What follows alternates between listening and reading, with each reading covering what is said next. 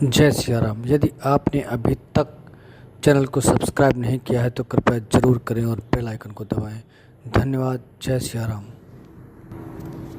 जय जय सिया राम। आंसू का है कही यकीन मोही, बार बार मुनि विनवऊं तो ही। आयासु का है कही यकीन मोही, बार बार मुनि विनवऊं तो। अगर आज्ञा मुझसे पूछते हो राम तो सुनो, मैं तुम्हें सुना रहा हूँ। अगर तुम उसे सेवक और दास बना रहे हो तो मेरी उसके लिए घोषणा है, अगर वो सेवक है तो क्या करे? सेवक सो जो करे शिवकाजी, जहां भी बैठा हो सुन रहा हो। करनी करी करिए लड़ाई, मेरी सेवा करे, और अगर सेवा नहीं कर सकता तो करे लड़ाई। अब लड़ाई क्यों? तो सुनो राम, सुनहु राम जय शिव धनु तोरा, साहसी बाबू सम सोरी पुमोरा। राघवेंद्र जिसने भी भगवान शंकर के महान आयुध का खंडन किया है, शरण करो मेरा शत्रु है और सामान्य कोटि का शत्रु नहीं है, वह मेरा सहस्त्र बाहु अर्जुन के समान का शत्रु है, वैरी है, अरि है, रिपु है। घोषणा प्रचालित कर रहा हूं, श्रवण करो। सो बिलगाऊ बिहारी समाजा, मैं तो न तुम्हारे जय है सब राजा मारे जाएंगे अगर ध्यान से मेरी घोषणा नहीं सुनी गई। वह व्यक्ति बाहर आ जाए जिसने धनुष का खंडन किया है, हमारे उद्देश्य की प्राप्ति हो जाएगी। अगर वो बाहर नहीं आ रहा तो तुम लोग उसे छोड़कर बाहर हो जाओ, और अगर ऐसा भी न किया गया तो मारे गए हैं सब सब सब राजा। लेकिन कब? जब धनुष तोड़ने वाला अलग नहीं होगा तब मारे गए हैं सब। सुनी मुनि बचन लखन मुस्काने, बोले परसु धरहि अपमाने।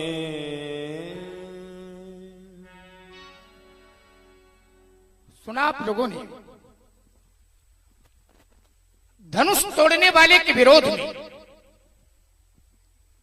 महात्मा श्री परशुराम जी की यह घोषणा हो गई, यही शिवधनु तोरा सहस बाहु सम सो रिपु मोरा, सो बिलगाऊ बिहाय समाजा, और न तुम्हारे जिन्हें सब राजा। जिस व्यक्ति ने धनुष का खंडन किया है वह धनुष तोड़ने वाला सो बिलगाऊ बिहाय समाजा, धनुष तोड़ने वाला समाज को छोड़ करके अलग हो जाए। और अगर ऐसा न किया गया तो महात्मा जी के द्वारा व्यवहार क्या किया जाएगा? कह रहे हैं सब राजा मारे जाएंगे।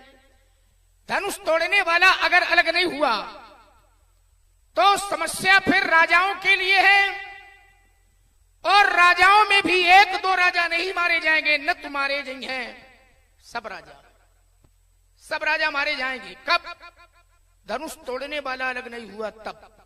बहुत सुंदर, अच्छा दंड विधान है, अच्छी न्याय संहिता है कि धनुष तोड़ने वाला अलग नहीं हुआ तो सब राजा मारे जाएंगे। धनुष तोड़ने वाला महात्मा परशुराम जी का शत्रु है, सामान्य शत्रु नहीं है। कैसा शत्रु है? सहस बाहु सम सो रिपु मोरा, शास्त्रा बाहु के समान मेरा बैरी है।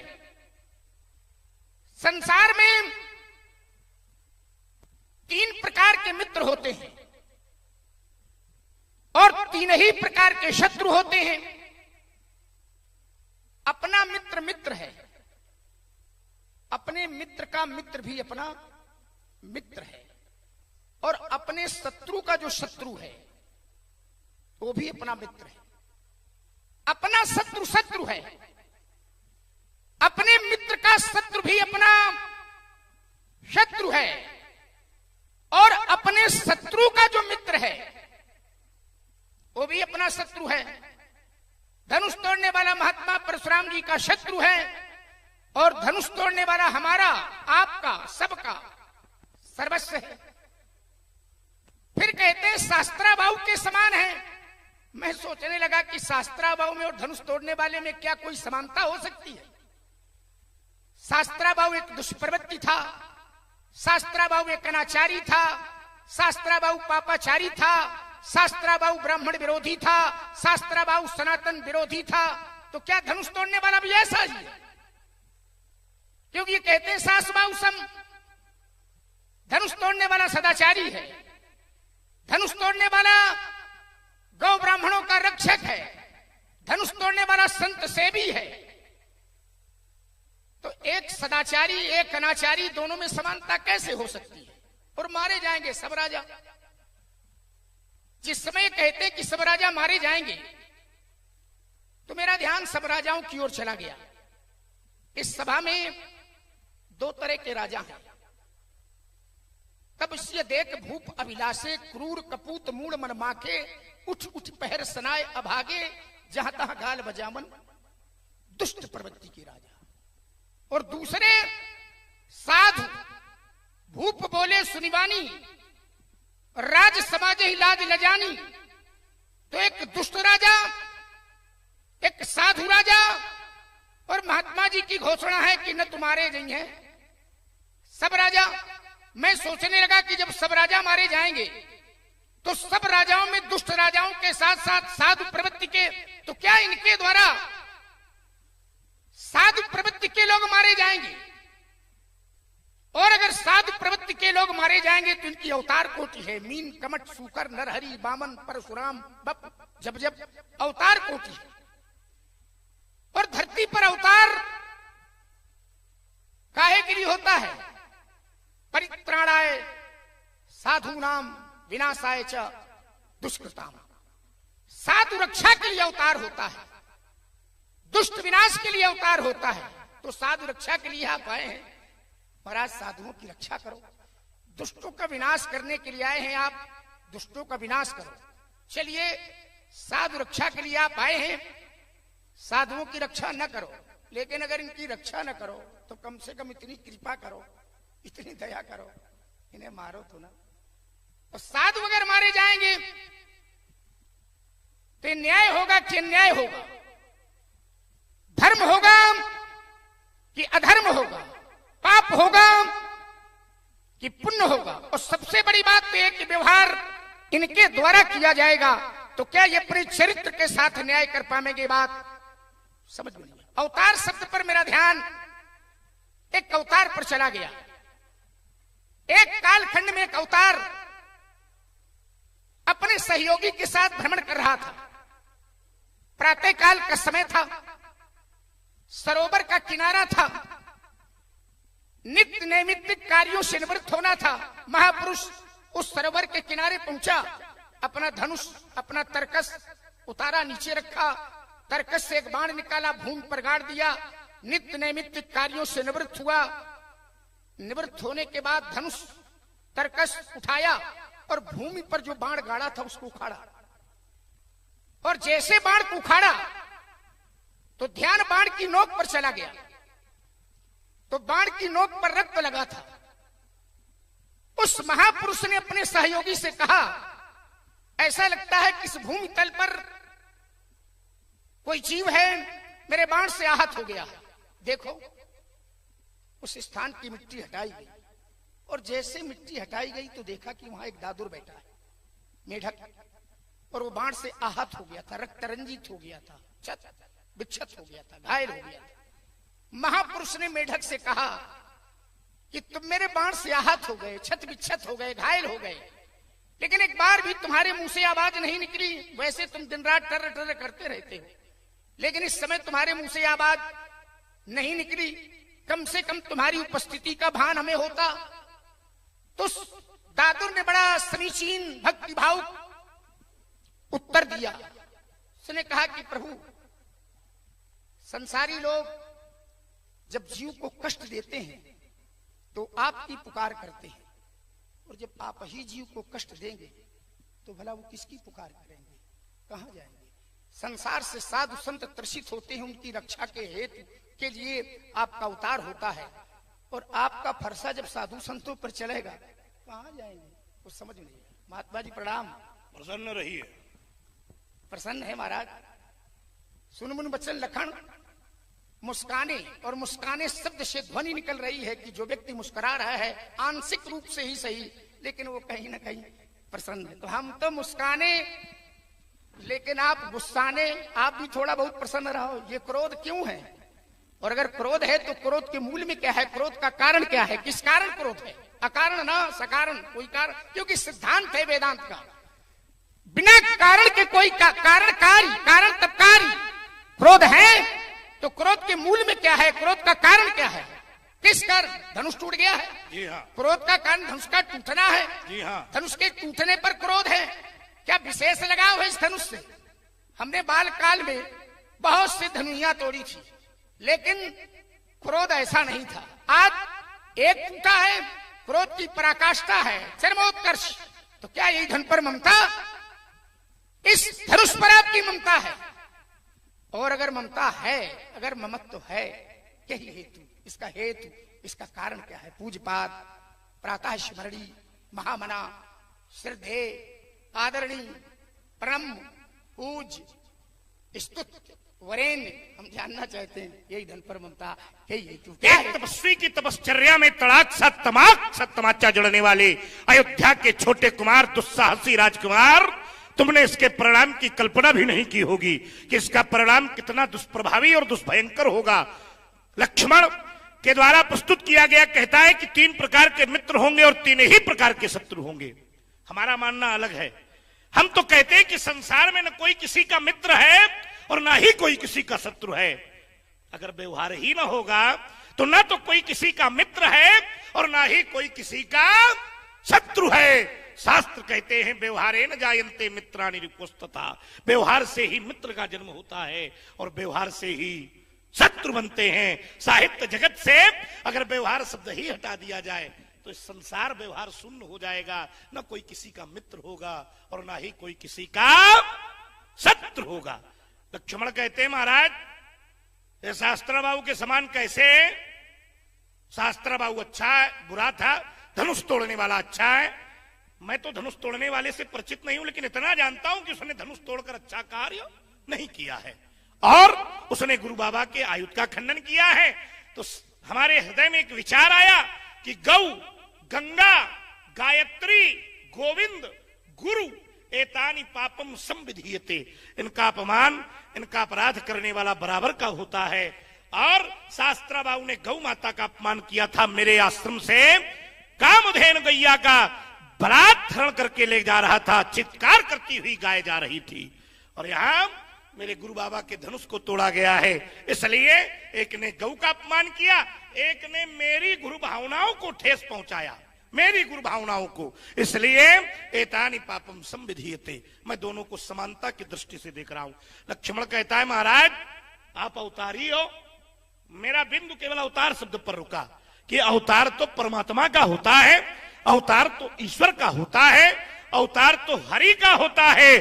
और इन सबको अगर एक बिंदु में बांधूं तो मैं कह सकता हूं कि अवतार तो प्रभु का होता है। हमें लक्ष्मण प्रभु मानता है।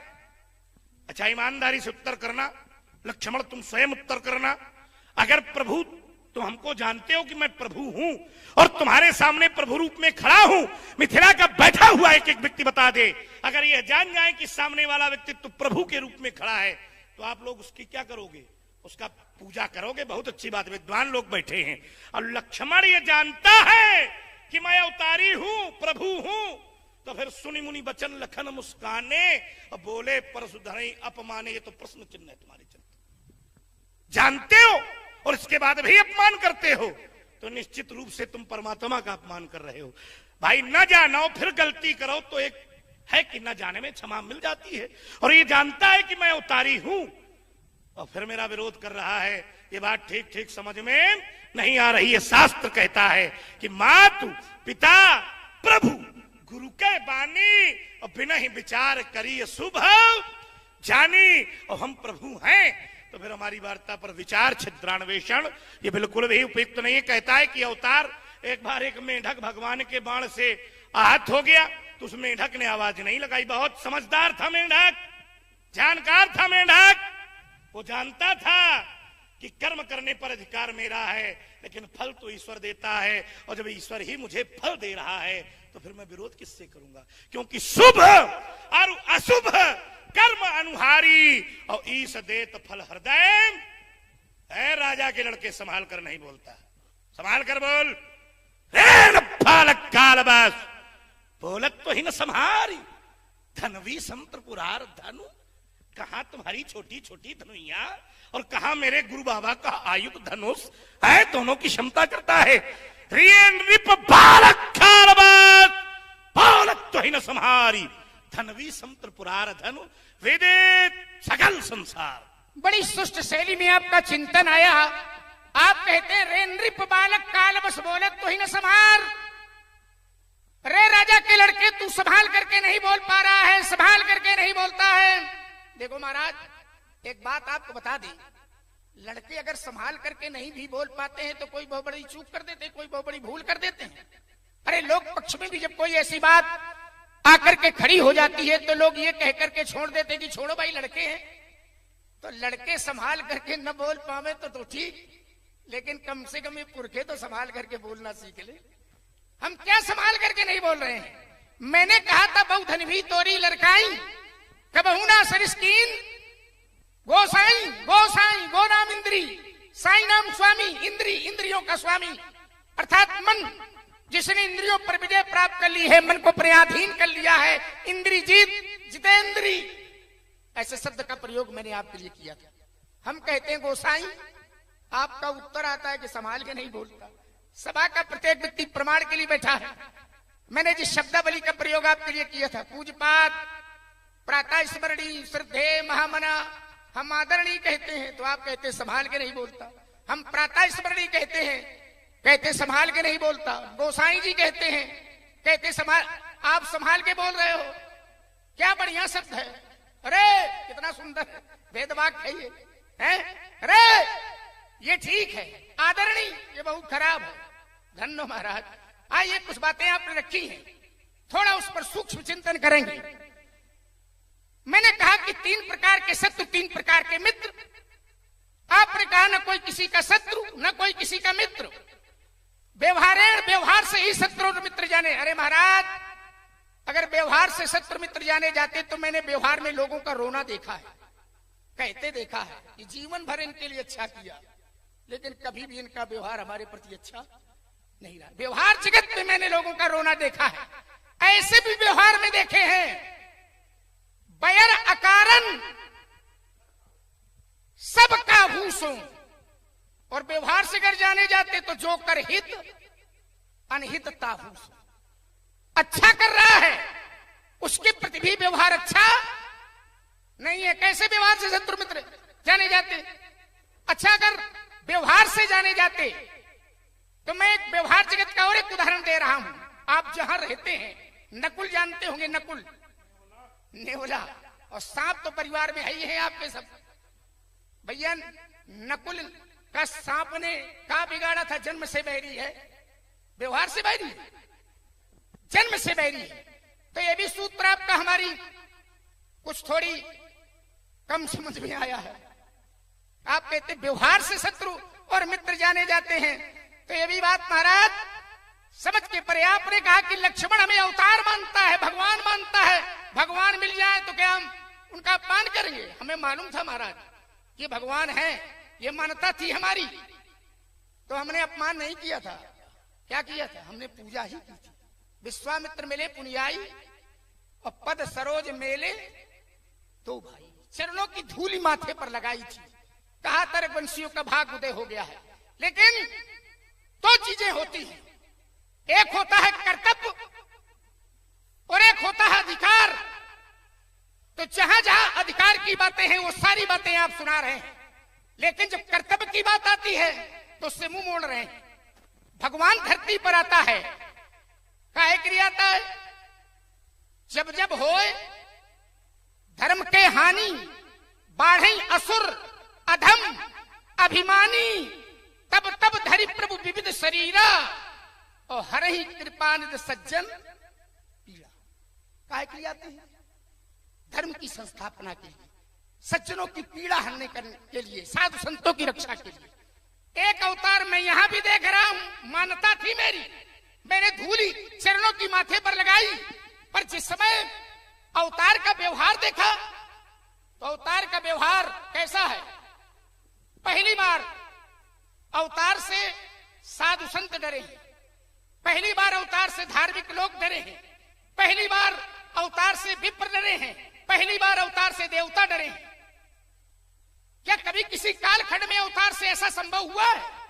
और जब आपका व्यवहार देखा यहां तो सुर माने देवता, मुनि, नाग, नगर नर नारी, और नगर के नर नारी साधारण नहीं है महाराज।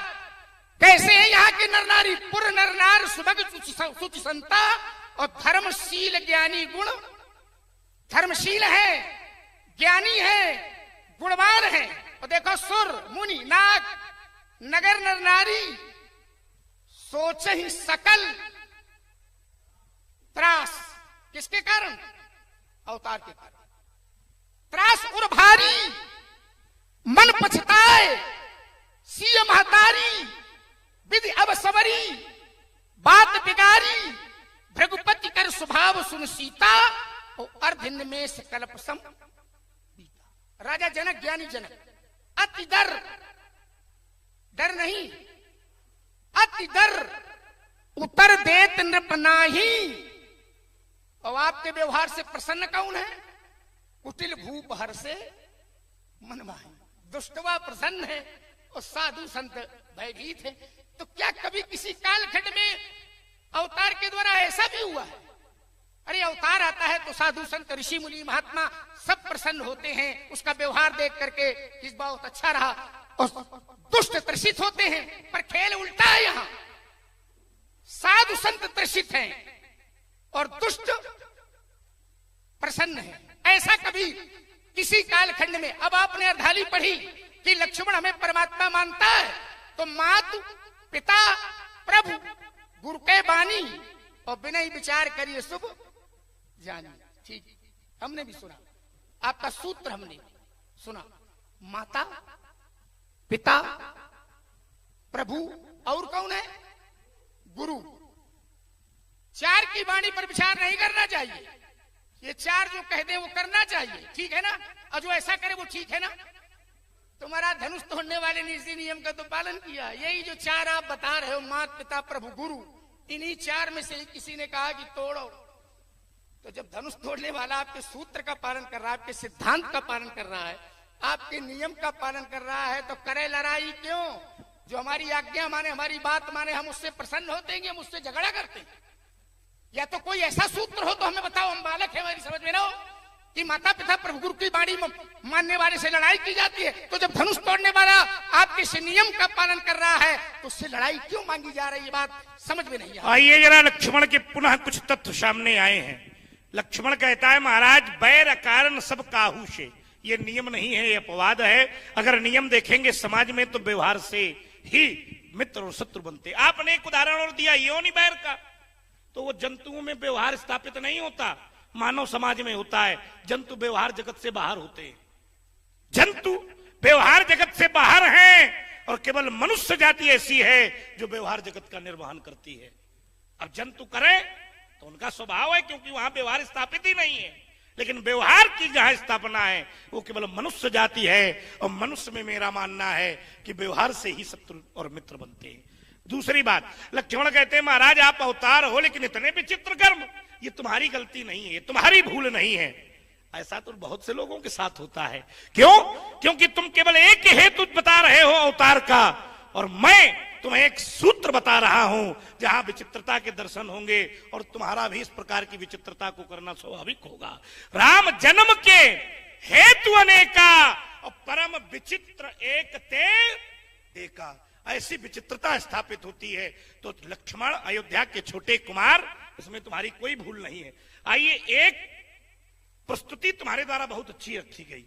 कहते हो कि महाराज धनुष तोड़ने वाले ने इसी नियम का तो पालन किया है जिस नियम का निर्माण आपने किया है। हमने सोचा कौन सा नियम?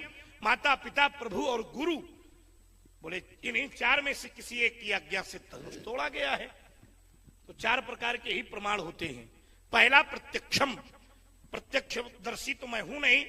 दूसरा अनुमानयो, आइए अनुमान प्रमाण से पहुंचने का प्रयास करेंगे। माता पिता में किसी के नहीं दिखाई दे रहे, सब विवाह करने के हेतु बैठे हो, सब धनुष तोड़ने के लिए आए थे। प्रभु मैं हूं, मैं तो विरोध में खड़ा हूं। तो क्या गुरु, मेरा गुरु कहना ही आप लोगों का मौन धारण करना है, और मौनम सम्मति लक्षणम। तो क्या धनुष तोड़ने वाले को उसके गुरु ने आज्ञा दी है? हाँ हाँ। और मैं, मेरा अनुमान अगर ठीक है तो लक्ष्मण अगर गुरु की आज्ञा से उसने धनुष तोड़ा है तो बहुत अच्छा किया है, ठीक है, बढ़िया है। लेकिन देखो इधर, हम भी तो गुरु हैं। एक गुरु के कहने पर वो धनुष तोड़े तो हम विरोध नहीं करते। अब हम भी तो उसे आज्ञा दे। अब हम गुरु कैसे हैं? हम विप्र हैं, ब्राह्मण हैं, और शास्त्र कहते हैं कि जगत गुरु ब्राह्मण। पुराण कहते हैं कि वर्णानाम ब्राह्मणो गुरु, वर्णों में ब्राह्मण गुरु है, जगत का ब्राह्मण गुरु है। और अगर मैं गुरु हूं तो एक गुरु के कहने पर धनुष तोड़ने वाला तोड़ सकता है। बहुत अच्छा किया उसने, संसार ने स्वीकारा होगा उसके अच्छे कार्य को। लेकिन अब ये गुरु कह रहा है कि बाहर निकलो, तो वो नहीं मान रहा।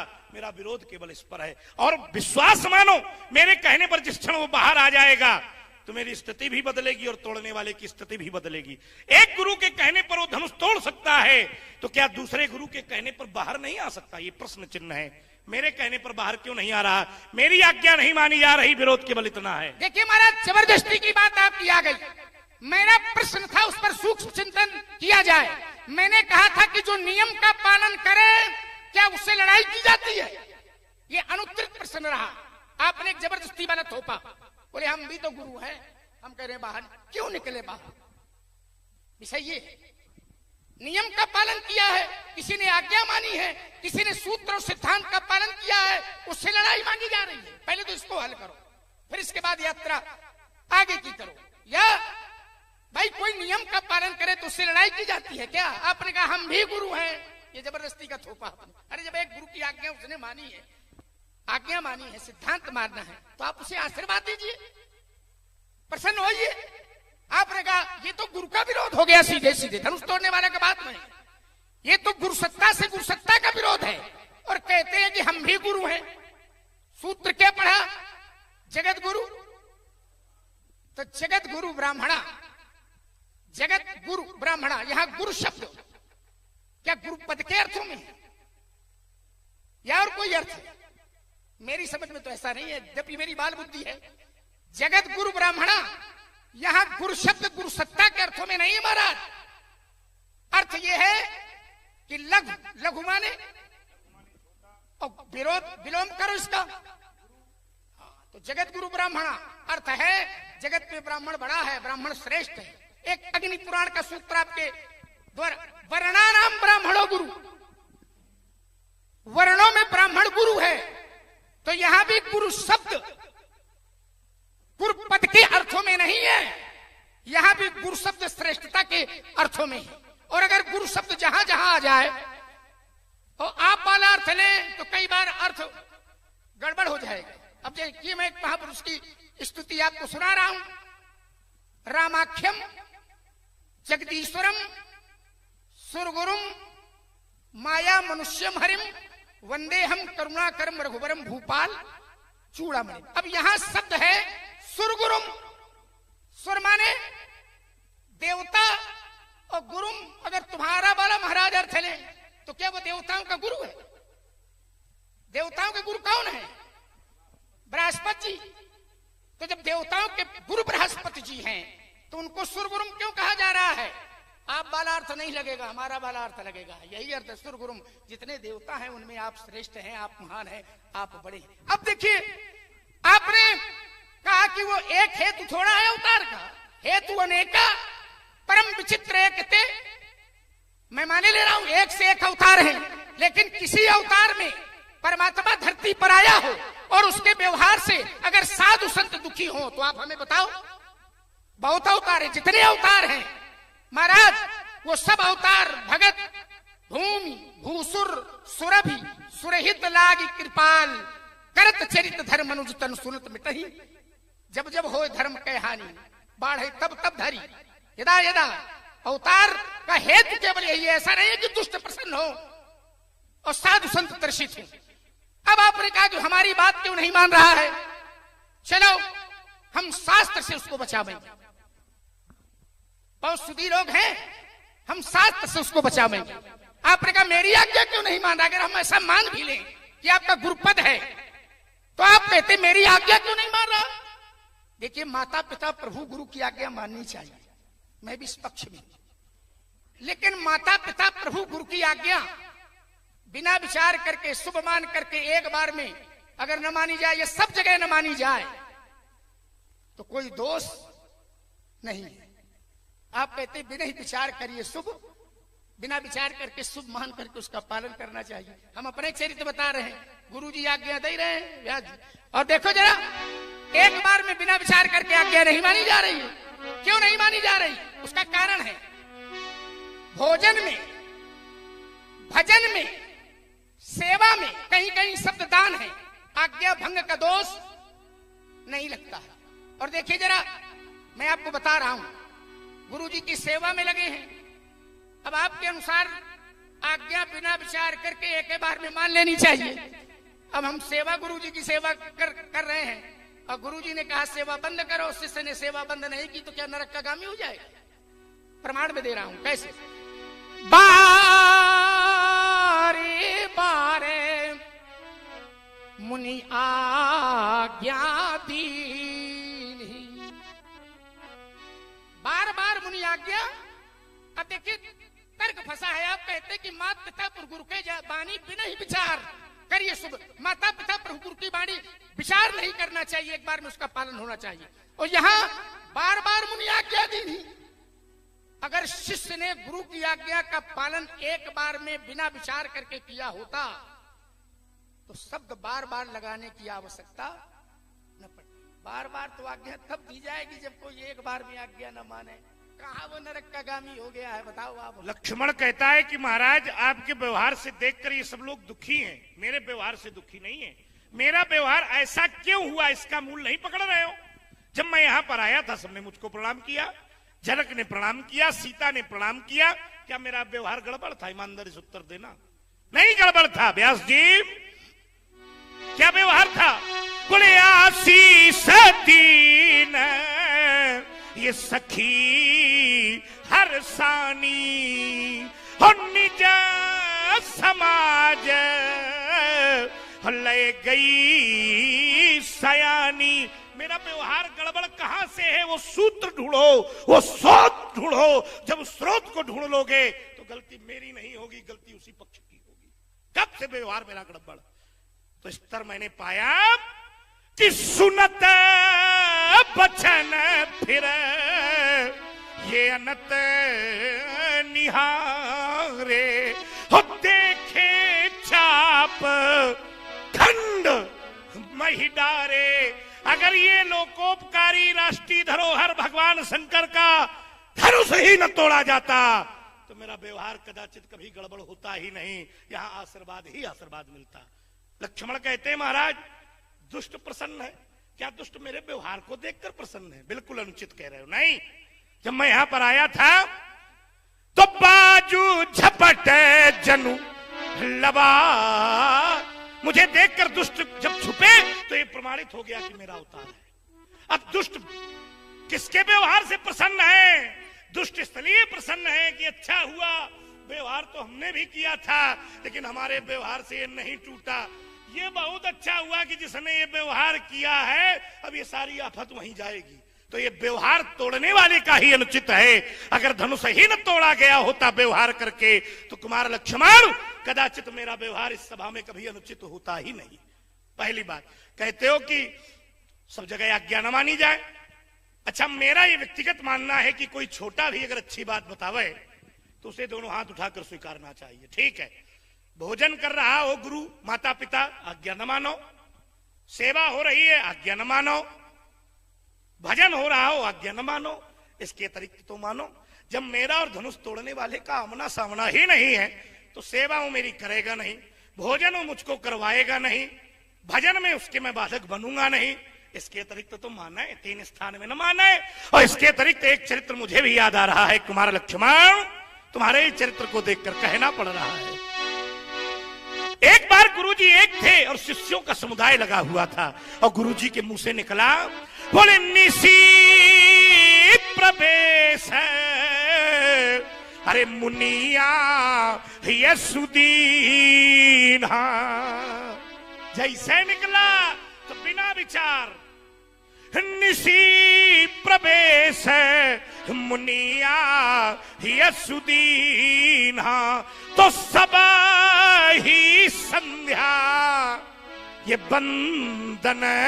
जब 3 के अतिरिक्त आज्ञा पर विचार नहीं करना चाहिए तो फिर धनुष तोड़ने वाला मेरी आज्ञा पर विचार क्यों कर रहा है, ये प्रश्न है। महाराज, जो अर्धालियां आप सुनाते हैं, जो प्रमाण प्रस्तुत करते हैं, तो हमें संदेह होता है कि जिस पाठशाला में आप पढ़ाते हैं वो सुरक्षित है भी कि नहीं है। हमें शंका हुई रही है। हमने ये नहीं कहा, अगर हमारा कथन ये होता कि माता पिता गुरु की आज्ञा न मानी जाए तो आपका तर्क सही होता कि देखो गुरुजी ने आज्ञा दी कि संध्या के जाओ, की गई। हमने ये नहीं कहा है। हमने कहा है कि माता पिता गुरु की आज्ञा मानी जाए, पर सब जगह न मानी जाए तो कोई दोष नहीं है। अगर हम कहते कि न मानी जाए तो तर्क आपका ये बन सकता था कि निष्प्रवेश मुनियास दीना,